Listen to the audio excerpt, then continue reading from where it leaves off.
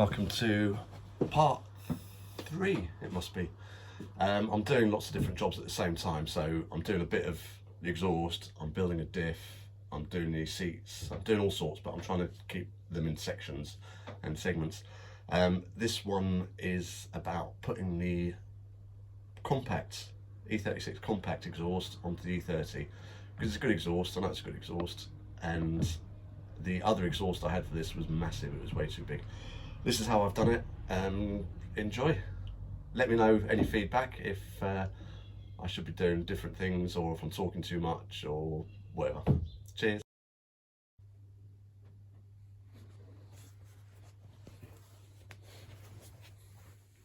Hello again. That's the exhaust I've had made. It was made by a guy in Wales who knew what he was talking about. He's done, he used to do a lot of race exhausts, so he still does. A lovely guy. That was built for the compact, and there's also the 4x2 parts up there. But I'm going to, because I've got the manifold on already, I'm going to see if I can use this to fit the e30. Hopefully it won't be too far out. I don't mind chopping and welding a bit. It came in bits. He'd made it fit a compact, and then you got the bits and you had to sort of fine tune it yourself. So some of the dodgy welds on it are mine. I was hoping just to buy an exhaust and put it on, but the company I'm dealing with, I keep phoning, emailing, messaging. All I need is the price so I can pay them, but they just don't get back to me. So I'm running out of time. I've got to get something sorted, so I'll never go at seeing if this fits. Right, we're onto the car now, and this is the compact exhaust which had the 4x2 1, and next to it is the 4x1 manifold. So everything else seems to line up pretty good. I just have to extend a bit at the bottom, and then where this goes 2x1, if I can cut it off there and then bring a pipe, I don't know, I'll have to measure, see if it's the same diameter, to, it's a bit awkward to move under it, so a ramp would be good. So just past where the number sensor is, I could cut it there and then make a pipe to fit into the stainless steel manifold and just weld on some brackets. I think that's going to be the exhaust sorted out, which it's probably a good thing the exhaust company didn't get back to me, because I have an exhaust and I don't have to wait for them to deliver it, and I'm not really overconfident with them returning the emails. It's taken so long. I have got a deadline, so I'd rather do it this way. It's all sort of controllable and in-house, and I can spend half a day on the exhaust and get that all welded up. So that's a bonus, but I'm not doing that yet. I'm going to concentrate on getting the engine in the right place. Right, I've taken the manifold off. There's only 2 bolts temporarily holding it on. I'm going to cut it across here and then put some of my new tube on at a slight angle as it comes off, so it can point towards the rest of the exhaust. This was still going down and it was getting a bit low. So that will, and also this is a lot narrower than the tube I've got on, which is, I'm not sure what size. Oh, this size. So if I can go from here, it sort of keeps it the same size. That's the theory. I'll be glad when I don't have to get under the car anymore, because to get to the back box I have to crawl from the front of the car to the back, just because of the size of the garage. Right, and I'm getting a bit sick of grinding now, but here we go. I've cut the end off, and fortunately my new tube fits nice and tightly over that, and my other tube, which is that one, fits inside that one.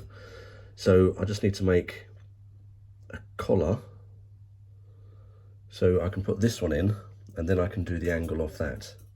That'll make things a lot simpler, and that way I can have a joint to separate the manifold from the rest of the system, because it's bound to have to come out at some time.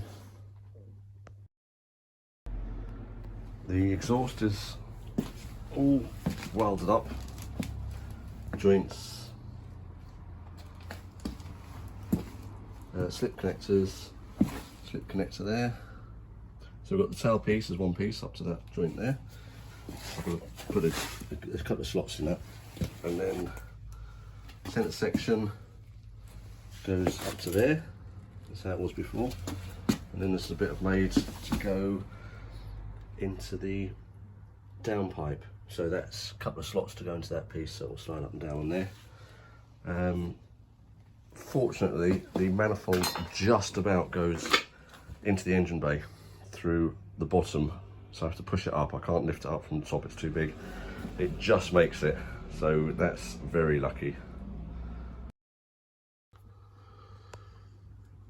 This is it under the car.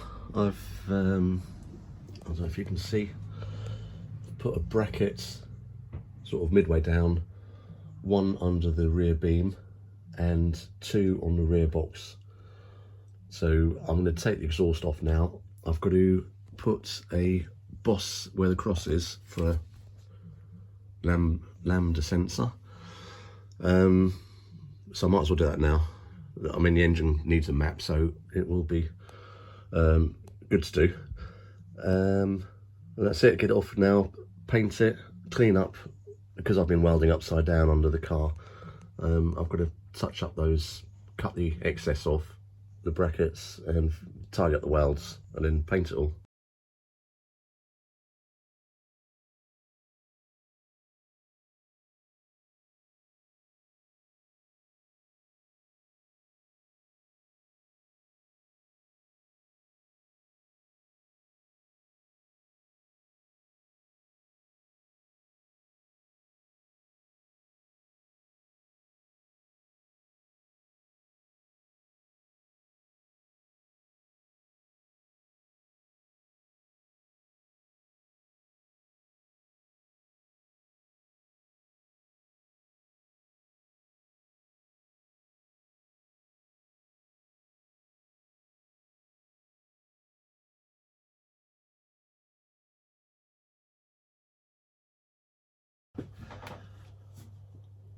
That's the exhaust all done. It's been a bit of a nightmare.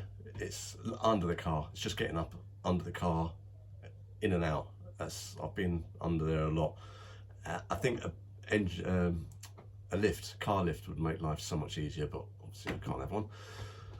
I'm glad it's done. I think that's the welding finished now, so I can put the welder away. I'm sick of grinding and welding. I'm filthy. Every night I have to use the nail brush on my knees because they're so filthy. But that's that done, so I can get on with some nice jobs now, like putting the seats in, doing the extinguishers, rebuilding the diff. Hopefully the part for the clutch will turn up and I can get the engine finished off, and I can start driving it about and getting some miles in it. Hope you enjoyed it, and see you on the next one.